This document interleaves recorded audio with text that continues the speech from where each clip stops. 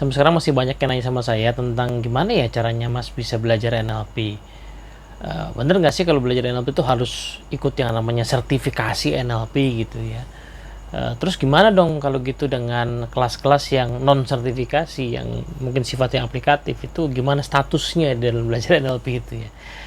Nah, kalau saya ingat-ingat kebetulan saya belum pernah bikin ya video tentang hal itu, dan kalau dicari-cari di YouTube juga mungkin masih agak terbatas ya keterangan soal itu. Jadi yuk kita bahas di video kali ini gimana sih sebenarnya proses belajar NLP itu ya.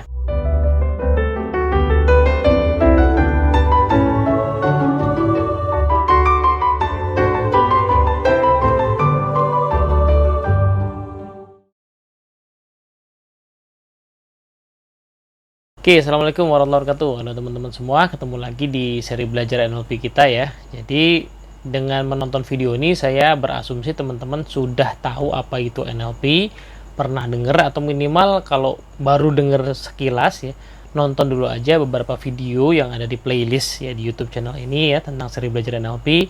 Nah, ya mungkin judul yang NLP ilmu anti baper misalnya, itu untuk pengantar lah. Karena ada singkatan NLP lain ya di dunia ini ya. Salah satunya adalah Natural Language Processing misalnya, itu bukan NLP kita maksud ya. Yang kita maksud adalah Neuro Linguistic Programming. So, saya berasumsi teman-teman sudah tahu apa itu NLP, dan pertanyaannya kemudian gimana cara belajar NLP. Nah, mungkin saya dudukkan dulu perkaranya ya. Jadi NLP itu sebuah ilmu yang sudah menjadi public domain. Jadi di dunia ini tidak ada satu orang atau satu lembaga pun yang memiliki ilmu NLP ini. Nah, itu sudah dibuktikan ya, sehingga memang kalau kita telusuri sejarahnya pernah ada masanya ya, ada beberapa NLP developer ya, foundersnya yang mencoba untuk mengklaim gitu bahwa NLP itu hanya hak milik saya seseorang misalnya gitu ya. Tapi ya di Amerika sendiri itu sudah tidak berhasil, jadi sudah dilepaskan ya, pengadilan sana sudah memutuskan bahwa ini milik banyak orang ya, karena memang di-develop oleh banyak orang ya, tidak hanya oleh 1-2 orang, sehingga ilmu ini sudah public domain gitu ya. Nah, saya suka membuat definisi ringkas dulu lah tentang NLP ini. Sebenarnya ada ilmu psikologi praktis. Jadi kalau kita belajar NLP ya, ini pada dasarnya teori-teori yang ada di psikologi. Bahkan ada praktek di NLP yang baru mungkin mudah terjelaskan dengan teori psikologi yang munculnya belakangan ya, jauh setelah NLP itu lahir. Tetapi pada dasarnya teorinya ada di psikologi. Ya sama berarti dengan psikologi yang memang juga sudah merupakan public domain. Ya kan, kalau kita belajar psikologi maka pada dasarnya nggak ada aturan harus belajar lewat mana kan. Kalau cuma pengen belajar aja loh ya. Nah, tapi kalau misalnya ya kita ingin berprofesi sebagai seorang psikolog, memang ada jalur belajarnya. Harus S1 dulu ya di Indonesia ya, psikologi dari kampus yang memang diakui. Kemudian habis itu mengambil S2 magister psikologi. Kemudian habis itu mengambil semacam lisensi lah, izin ya untuk membuka praktek sebagai psikolog.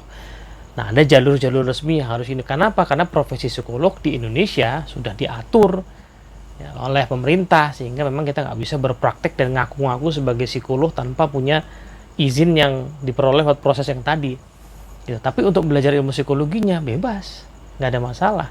Boleh nggak belajar psikologi baca buku sendiri? Boleh-boleh saja loh, tapi nanti tersesat ya mungkin saja. Ya kan, maka dari itu mungkin sebagian orang memilih oke, meskipun saya tidak ingin berprofesi yang misalnya sebagai psikolog tadi, tapi saya pengen belajar psikologi yang ya yang komprehensif, so saya ikut deh kuliah yang resmi, silahkan. Tapi sebenarnya tidak ada keharusan ya kalau hanya ingin belajar ilmunya. Nah, NLP juga sama ya. NLP juga begitu. Ini ilmu yang sekarang sudah sangat mudah ditemukan. Kita bisa nemu banyak resource di YouTube misalnya tentang apa itu NLP. Ada banyak kursus-kursus di Udemy misalnya. Dan buku-buku juga sangat banyak, meskipun memang yang berbahasa Indonesia masih sangat terbatas ya. Tapi kalau kita ya mencari yang berbahasa Inggris mudah didapat ya, yang sebagian yang populer, yang komprehensif, yang sudah disusun oleh orang-orang ya, yang apa namanya mencoba untuk merangkum ya keseluruhan NLP itu menjadi satu buku. Itu juga sudah lumayan gampang dicari ya di Amazon misalnya. Nah, kecuali mungkin untuk buku-buku yang klasik, yang buku-buku yang awal-awal ditulis oleh para founders, memang nyarinya agak susah, tapi pasti possible. Nah, pada dasarnya belajar NLP bisa dari mana aja, kalau kita cuma pengen belajar ilmunya gitu ya. Nah, pertanyaan kemudian adalah bagaimana dengan kalau saya mau pakai NLP untuk status tadi tuh, saya mau pakai NLP untuk terapi misalnya gitu ya. Yang paling terkenal kan begitu ya. Nah, masalahnya adalah di Indonesia itu kalau kita mau buka misalnya psikoterapi ya, jasa psikoterapi, sebenarnya yang diakui ya hanya psikolog atau psikiater gitu ya. Profesinya cuma itu. Jadi pun kalau kita seorang yang backgroundnya psikologi ya, sudah psikolog ya, teman-teman di Indonesia NLP Society banyak yang kayak gitu ya. Sudah psikolog, kemudian belajar NLP dan merasa bahwa kayaknya lebih enak aku praktekin NLP ya gitu ya. Aku ngerasa lebih praktis, lebih outcome oriented ya, lebih mudah, ngerasa cocok ya kan. Pendekatan psikoterapi itu banyak. Ada kemudian teman-teman psikolog yang merasa cocok dengan pendekatan NLP, ya bisa menggunakan itu di dalam konseling psikoterapinya. Tapi izinnya bukan izin sebagai praktisi NLP, belum ada tentang hal itu. Izinnya tentang dia sebagai psikolognya. Sehingga saya makanya sering ditanya, Mas Teddy buka terapi nggak? Saya bilang enggak. Pertama, dua alasan ya. Alasan pertama, saya memang bukan seorang psikolog ya, saya nggak punya izin itu. Yang kedua, saya nggak mendalami juga ya aplikasi NLP untuk psikoterapi. Di Indonesia, sepengetahuan saya ya, sependek pengetahuan saya juga belum ada orang yang betul-betul serius yang mendalami NLP untuk psikoterapi ya. Hipnoterapi ada ya, di room terapi itu ada misalnya Pak Adi Gunawan gitu ya, memang serius mendalami mengembangkan hipnoterapi ya dengan standar yang sangat tinggi. Di NLP saya belum pernah ketemu, tapi bisa jadi saya belum update aja ya. Nah, jadi pada dasarnya kalau kita bicara belajar NLP untuk melakukan terapi, sehingga merasa harus mengambil sertifikasi NLP untuk NLP terapi di Indonesia sebenarnya ya nggak terlalu dibutuhkan. Yang dibutuhkan adalah Anda perlu jadi seorang konselor ya, atau psikoterapis atau psikolog tadi, kemudian mendalami NLP kalau memang mau serius dan mau resmi, kayak gitu caranya. Jadi karena kalaupun di Indonesia ini, atau Anda mengambil teman-teman yang ngambil belajar NLP di luar lah gitu ya, kemudian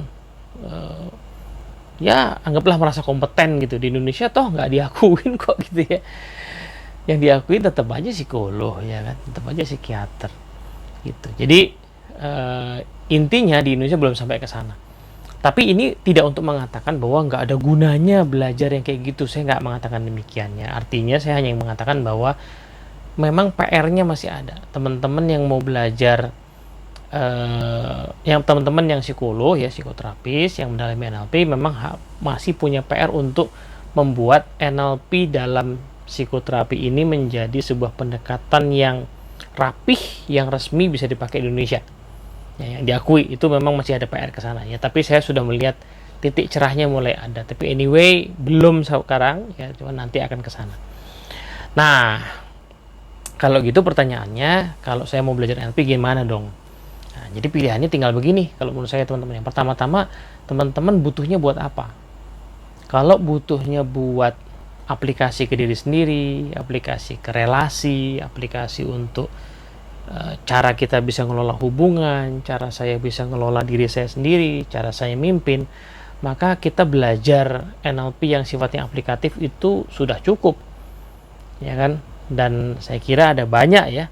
Jadi belajar NLP yang sifatnya dasar, fundamental, praktis, bisa dipakai buat ngelola pikiran, ngelola perasaan, dipakai buat membuat kita bisa punya kebiasaan-kebiasaan baru yang produktif. Itu program let's say 1-2 hari aja udah memadai ya kan. Kalau kemudian kita mau tambah dengan kemampuan untuk bisa memahami orang lain, connect sama orang, kita bisa peka sama orang lain, kemudian kita bisa melakukan proses apa istilahnya, framing ya, membingkai pesan untuk mempengaruhi dengan lebih baik, itu ditambah lagi sekitar 1-2 hari udah memadai.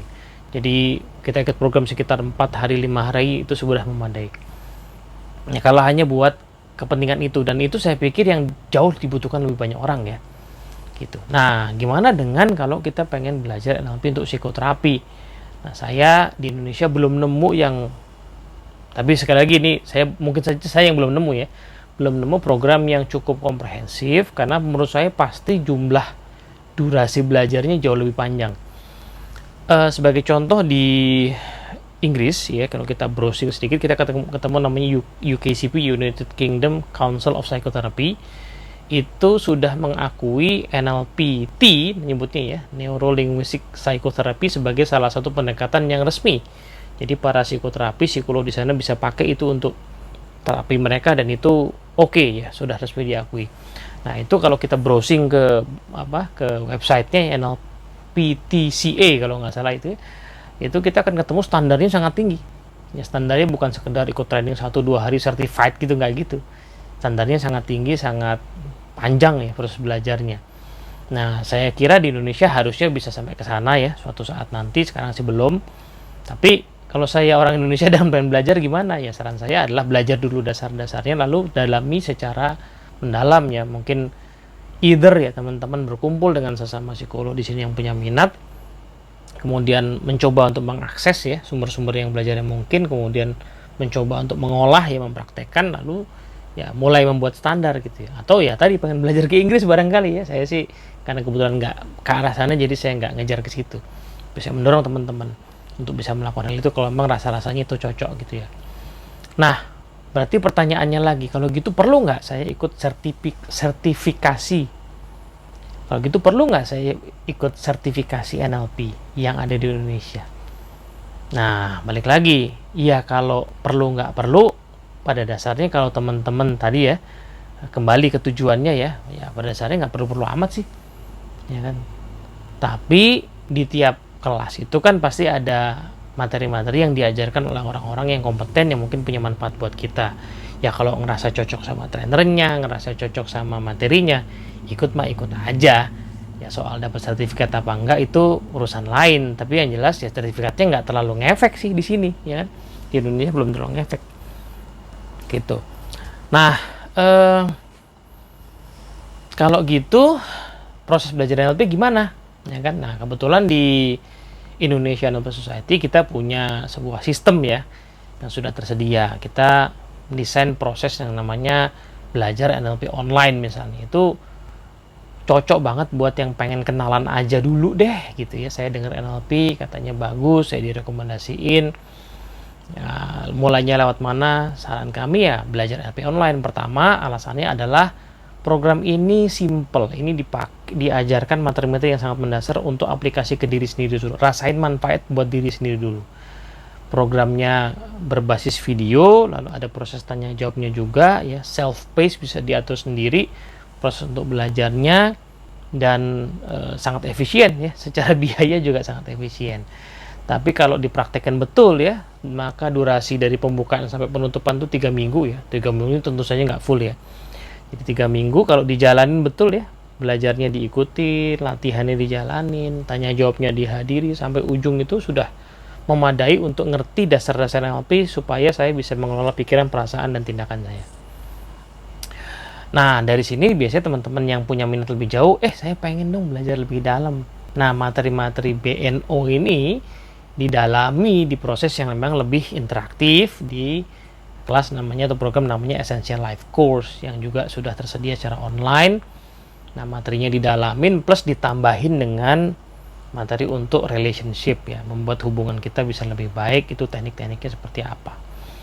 Nah, sehingga dari ILCT ya kita sudah cukup memadai untuk mengelola diri dan mengelola relasi.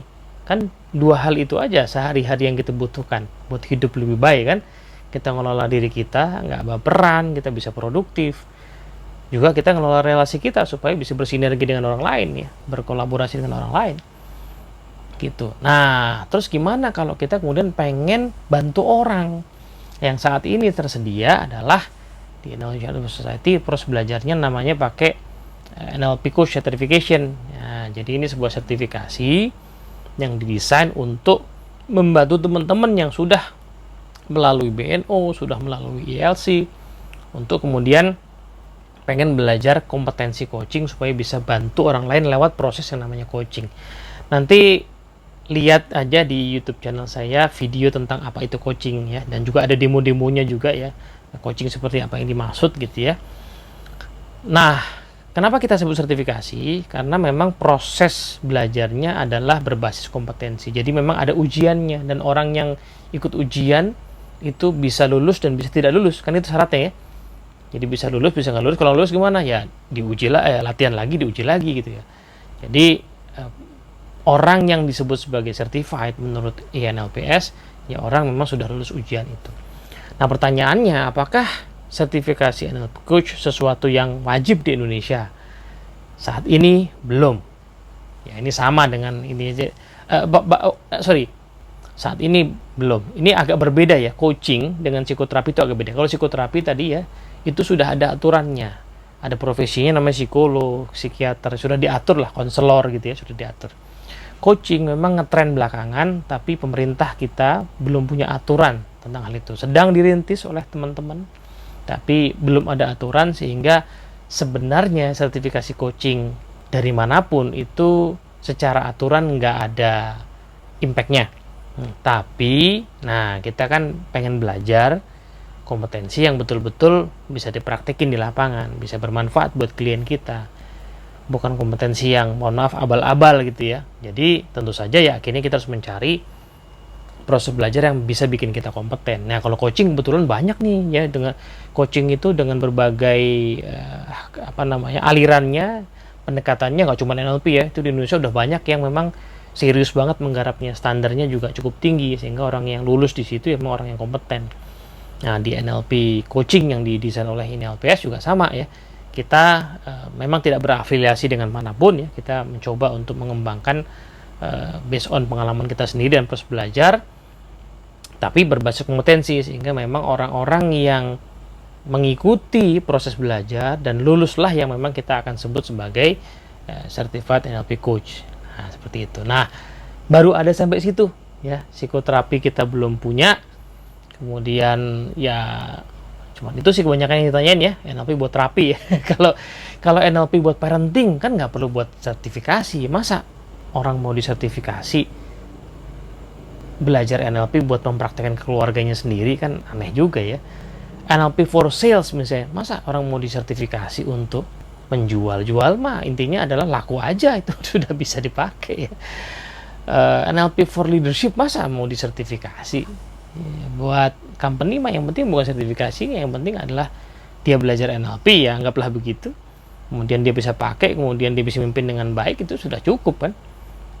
Apalagi NLP for public speaking juga begitu, masa pembicara mau dilihat sertifikasi NLP-nya baru bisa bicara? Kan yang penting dia disuruh bicara, oh bagus, cocok, ya udah gitu kan. Jadi sertifikasi pada dasarnya adalah kita perlukan kalau memang kita akan bergerak di sebuah profesi yang memang menghendaki syarat itu. Sementara NLP tadi sebagai public domain jauh lebih banyak aplikasinya di berbagai bidang yang tidak butuh ya. Aplikasi NLP untuk menjadi seorang guru misalnya, bagus kan belajar NLP untuk belajar seorang guru, untuk mengenhance capability sebagai guru. Tapi kan guru sudah punya aturan, sudah punya sertifikasi sendiri gitu ya. Jadi sertifikasi NLP-nya pada dasarnya nggak diperlukan. Yang diperlukan apa? Ya belajar NLP-nya aja, kemudian diaplikasikan. Gitu. Nah, kira-kira seperti itu ya. Duduk perkaranya ya, proses belajar NLP. So teman-teman yang mau belajar nggak usah khawatir ya. Pilih aja proses belajar yang cocok dengan kondisinya. Pengen kenalan dulu ya, pilih yang ringan gitu ya. Yang ringan, yang nggak terlalu berat, komitmennya yang efisien juga. Nanti kalau kita ngerasa cocok ya, pengen nambah ya, tambah lagi. Nggak usah buru-buru untuk kemudian saya harus sertifikasi ya. Pada dasarnya tadi sertifikasi itu sendiri ya tidak terlalu ada impact-nya lah ya di Indonesia ya. Karena memang juga kita terutama ya bagi teman-teman memang nggak bergerak di bidang-bidang seperti terapi dan lain sebagainya. Moga bermanfaat. Kalau ada pertanyaan lebih lanjut, ada yang kurang jelas, ketik aja di komen. Nanti kalau memang reasonable, saya akan coba jawab di video yang lain ya. Assalamualaikum warahmatullahi wabarakatuh.